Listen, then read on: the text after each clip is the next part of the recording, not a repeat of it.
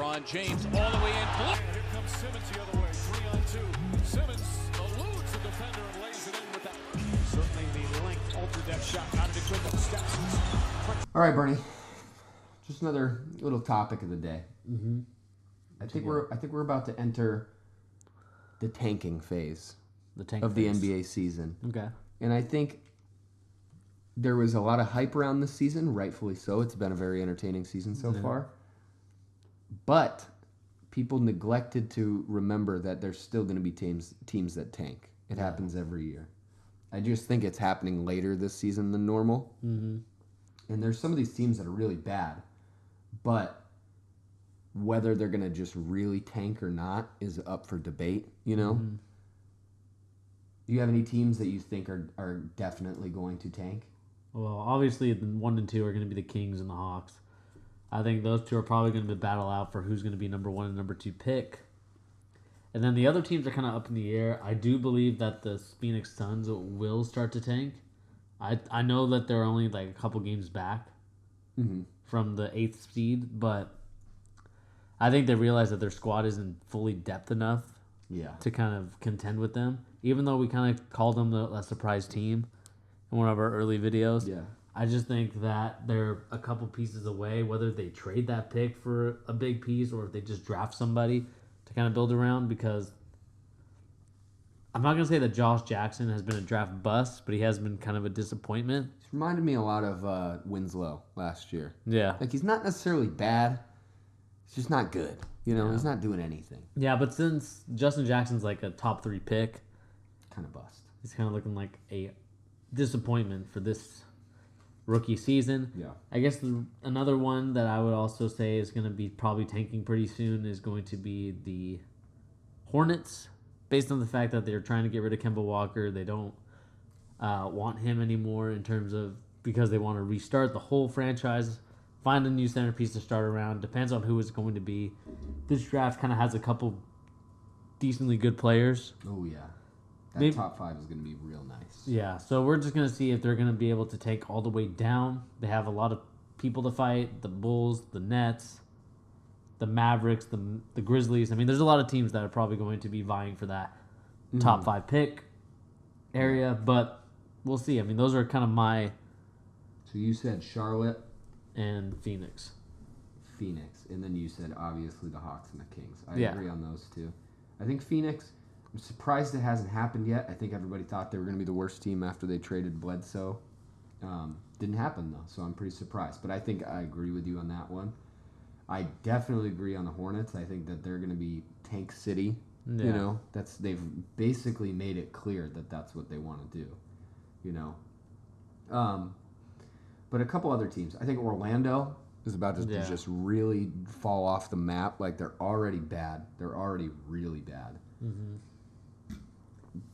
But it's about to get a lot worse in Orlando. So, you know, save your money for the games. Go to Disney, Universal, whatever you want to do. You know, Memphis, I think, is really they're about to tank hard for the mere fact that they have nothing as far as young talent is concerned.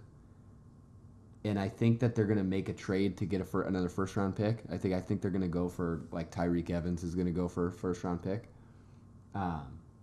So they have their own pick, hopefully tank enough to get like a top, 7 or 8 pick. And then if they could get another good piece in return or another good pick in return for Tyreek Evans, I feel like that's what they're going to go for. And then just a couple other teams that we should talk about. The Lakers, they're not going to tank. Just for the mere fact that I think there's too much risk with their pick, right? Because they have their pick. But if it's between 2 and 5, it's the Celtics, right? Yeah. I feel like they don't want to risk tanking for the mere fact that is, that's a big chunk of like where a bad team would want to end up as far as tanking. So why would you risk it and then lose your pick to the Celtics? Even though I honestly do think the Celtics are going to end up with that pick when the season's done and over with, between 2 and 5. I think the Lakers are going to try not to. Last team, I I don't want to say Brooklyn because I feel like they're trying not to tank, so Cleveland's pick is not as good.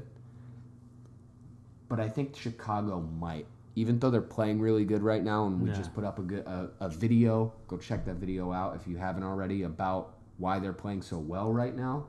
I think they're going to trade Mirotic. They're going to try and move some pieces around because they want to keep adding the young talent because they really have a great core right now. Exactly. But as soon as they trade Mirotic, which is going to happen, their season's going to fall off really hard. Because offensively, he's carried them very heavily in some games. So just get a good pick in return for him or get something in return for him, and then wait till next year. Like you have Markkanen, you have Zach LaVine, Chris Dunn.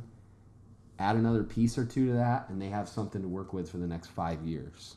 You know, so I think they're probably going to think that way too. Like nobody thought they were going to win any games, and then they went on to like a 9-game winning streak because Mirotic was putting up 26 points a game or whatever he was doing.